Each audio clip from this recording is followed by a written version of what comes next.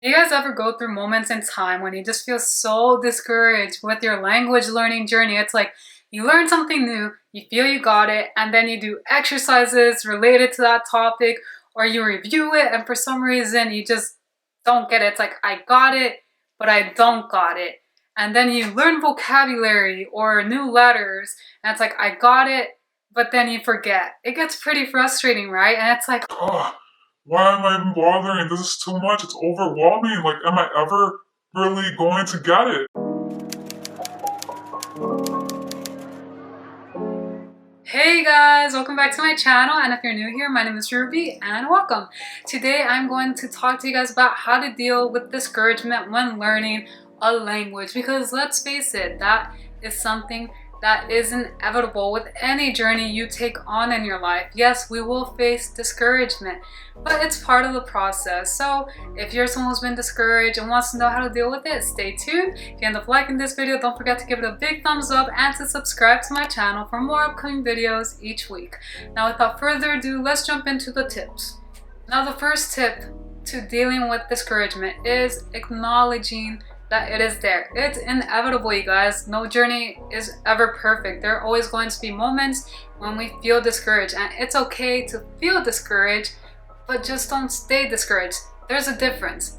As I said, whatever journey you take on, there will always be obstacles. So are you going to give up at every turn when you come upon a new obstacle? Or are you just gonna breathe, acknowledge it, and just allow yourself to feel it and keep on going? Because again, you can stay discouraged, or you can just feel it and keep on moving forward. That's the difference. My second tip is acknowledging that language learning is a journey. I don't really think there's ever a destination. Like, yes, at some point you can become advanced, but there's always something new you can learn about any language, even your own language. I mean, I speak English and I always come across new words that I did not know before. So just acknowledge that it's a journey, and also that everyone's different and that there's always an advantage for certain people. Like for me, for example, I speak Spanish and English, and that sort of helps me gain an advantage when it comes to learning other romantic languages that are similar to the languages I speak. Whereas, let's say for me, I'm learning Japanese. That is completely different from any language I know or have ever learned. So of course, there are going to be little or big differences, and for sure obstacles that I will come across, but it doesn't mean that just because it's maybe a little harder for me that I'm just gonna give up. No, I'm gonna keep on going. And just know that, again, that's the same with other people. For example, people who are Japanese, they have an advantage of learning other Asian languages because they're similar, like Chinese and Korean. But then they try learning English, completely different. So just keep in mind that some people will have advantages, and also acknowledge that just because you do have an advantage doesn't necessarily mean that it's going to be easy. Oh my goodness, you guys, I'm so sorry. There's just this freaking plane that just keeps on flying by, and I don't know if you can hear it, and if you do, I'm so sorry. Sumimasen. So number 3 is avoid comparison. I don't know if you've ever heard the quote, comparison is the thief of joy, because it certainly is. Listen, you gotta keep in mind that a lot of the people that you admire that speak multiple languages or speak the language that you want to learn, at some point they were a beginner. They didn't know anything, or if they did, maybe they knew a word or a phrase, but they certainly were not the experts they are today. And you have to keep that in mind. You cannot compare your chapter 0 to someone's chapter 20 or 50 or whatever. So avoid comparison, and just keep in mind that those people, they didn't wake up one morning just being able to speak the language they can speak. You know what I mean? They put in hard work and dedication to get there. So keep that in mind when you think about comparing yourself, because yes, you can get there too, but you have to be patient and dedicate that time as well. Which leads me to my 4th tip.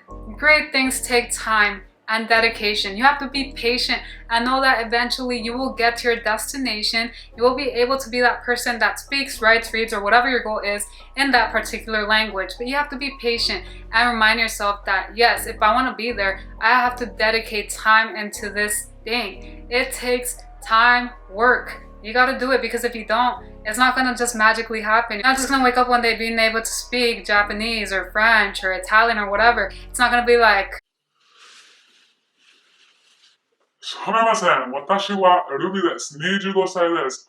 私の誕生日は4月9日です。now my last tip, which is the most important tip of them all. When you feel like giving up, Remember why you started. Trust me, guys. I remember I gave up on French a little over 4 years ago. It's not because I wanted to, but because I had other things going on in my life. But a part of me actually does regret it, because I just think about, like, if I hadn't given up in 4 years, like all these past 4 years, I'd be freaking badass in my French right now. But you know what? I don't look at the past anymore. I'm doing my best to be like, all right, it's fine. I'm here now. I'm doing it now. Now when I feel like giving up, I keep on going, because you know what? When it comes to, like, for example, Japanese, I have been feeling a little discouraged lately, especially with the kanji, because yes, I've been learning kanji, but sometimes I forget what some of them are. I review them and it gets a little frustrating, right? But I do my best, and when I feel really frustrated, I will give myself a day off. Like this weekend, I actually gave myself the weekend off. But then after, I'm like, you know what? I'm going to do my best to review at least 30 minutes each day. And you know what? Some days I review 1 hour, a little more, but I'm just letting myself, because I know it can be discouraging, but as long as I keep on showing up, I will be that person who can read, speak, and write in Japanese. So you guys, those are my tips when it comes to dealing with discouragement. What tips do you guys have to offer when it comes to dealing with discouragement in language learning? I would love to hear from you, and maybe you can help me and everyone else out here that at times deals with discouragement. If you ended up liking this video, don't forget to give it a big thumbs up and to subscribe to my channel for more upcoming videos each week. Thank you guys so much, and I will see you guys in the next one.